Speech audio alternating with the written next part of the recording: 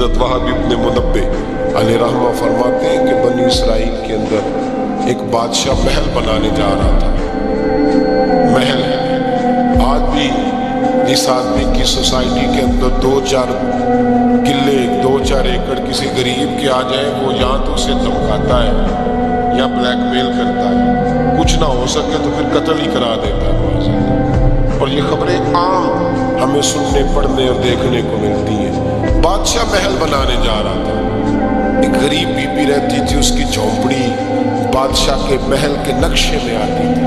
بادشاہ نے کہا بی بی منہ مانگی قیمت لے لو، خالی کر دو یہ مکان.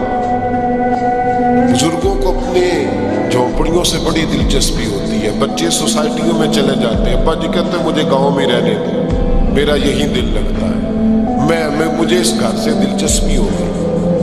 اماں کہنے لگی بادشاہ میں یہاں بیاہ کے آئی تھی، خامد انتقال کر گیا، اولاد اللہ نے دی نہیں، میں پکا ہوا پھالوں، گر جاؤں گی تو تیرا ہی ہے، لیکن مجھے اس آشیانے میں رہنے دے. یہ گھونسلہ میں نے تنکا کر کے بنایا ہے، مجھے رہنے دے، نہ مجھے نکال. کہنے لگا میرا نقشہ خراب ہوتا ہے.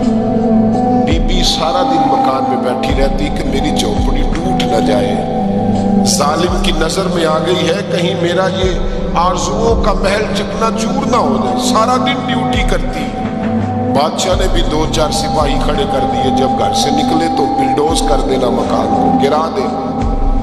وہ خاتون کتنی دن بندہ بیٹھ سکتا ہے. ایک دن سر شام گھر سے نکلی، 2-1 گھنٹے کے بعد واپس آئی تو مکان گر گیا تھا، دیوار بن گئی تھی. حضرت وہب ابن منبہ فرماتے بس اس نے دعا کی تو رب کریم نے وہ شہر سارا تباہ کر دیا. اس بی بی نے 2 جملے کہے تو الٹ پلٹ دیا وہ سارا شہر.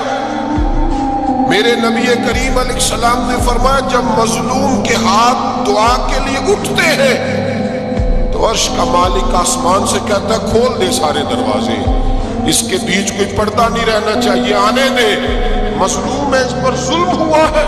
حضرت وہب ابن منبہ فرماتے ہیں بی بی آئی اور آ کر کے اس نے جب دیکھا میرا گھر ٹوٹ گیا ہے، محل ٹوٹ گیا ہے، حالات بدل گئے ہیں، وہ خاتون آتی ہے اور میرے بھائی دعا کی تو اس نے انداز ہی بدل کے رکھ دیے. مکان سے نکلی تو مکان ٹوٹ گیا. اور فرماتے ہیں واپس آئی تو ہاتھ پھیلا کے پتہ کیا کہتی ہے؟ کہتی اے اللہ میں تو موجود نہیں تھی، بتا تو کہاں گیا تھا؟ تو بھی موجود نہیں تھا، میں تو نہیں تھی، پر تو کہاں تھا؟